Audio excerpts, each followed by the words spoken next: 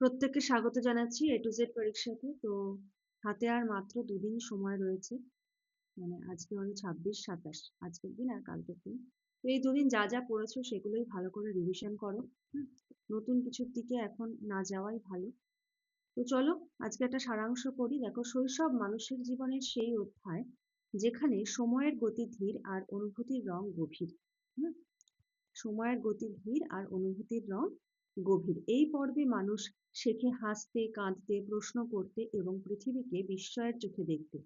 শৈশবের অভিজ্ঞতাগুলি মানুষের চরিত্রের ভিত্তিপ্রস্তর গড়ে তোলে, যা পরবর্তী জীবনের চিন্তা, আচরণ ও মূল্যবোধকে নিরবিচ্ছিন্নভাবে প্রভাবিত করে।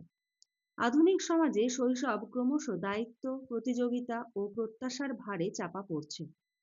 খেলাধুলা ও কল্পনার জগৎ সংকুচিত পরীক্ষার ফলাফল, প্রযুক্তি ও নির্ধারিত সাফল্যের সংজ্ঞার মাধ্যমে। তাহলে কি হচ্ছে, যে এখনকার যে আধুনিক সমাজ, সেখানে শৈশব কি হচ্ছে, ক্রমশ দায়িত্ব, প্রতিযোগিতা এবং প্রত্যাশার ভারে চাপা পড়ছে। হ্যাঁ, বাবা মায়েদের একটা এক্সপেকটেশন থাকে। তারপরে কম্পিটিশনের সময় এখন। হ্যাঁ, অন্য কোনো দিকে সময় দেওয়ার সময় নেই, এরকম একটা ব্যাপার। খেলাধুলা ও কল্পনার জগৎ সংকুচিত হয়ে আসছে, কমে আসছে।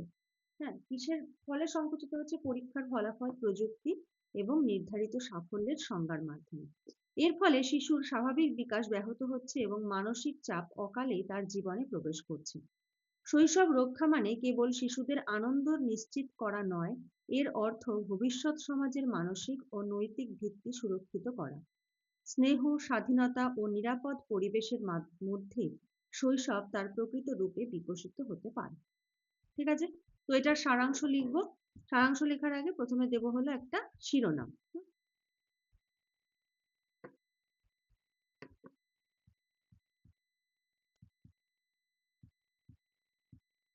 শৈশবে নীরব ভাষা।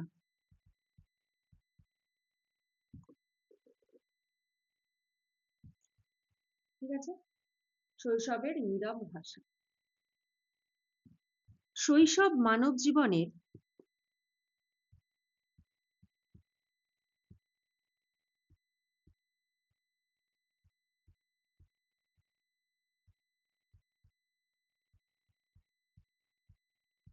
শৈশব মানব জীবনের ভিত্তি, যেখানে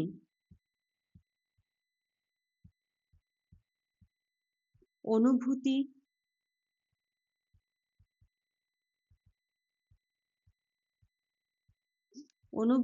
ও কল্পনা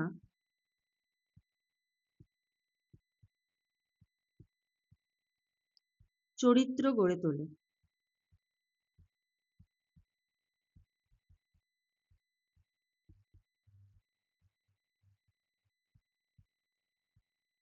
দাঁড়ি আধুনিক চাপ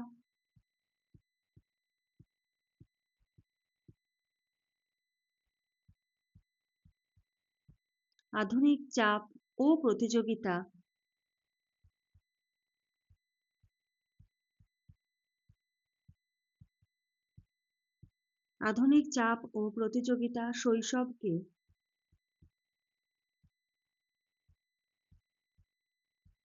সংকুচিত করছে।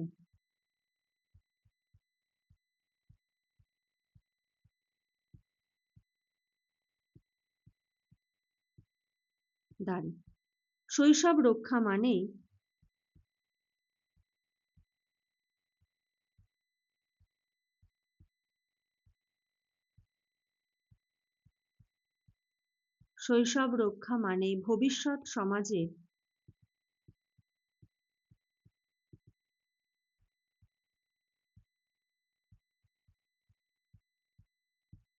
ভবিষ্যৎ সমাজে মানসিক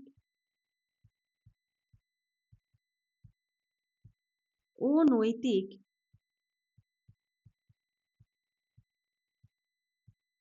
নৈতিক ভিত সুরক্ষা নিশ্চিত করা।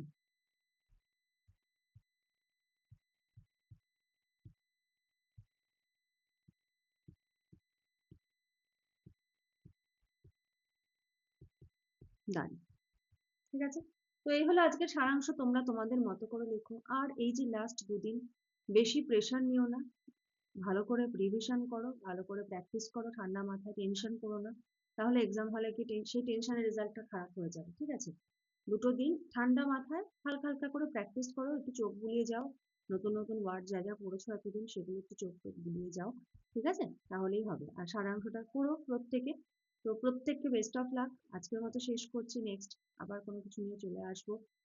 খুব ভালো করে সবাই পড়ো, খুব ভালো করে নিজের 100 to 100% দিয়ে প্রত্যেকে কিন্তু এক্সামটা দিও। চলো আজকের মতো এইটুকুই। Thank you.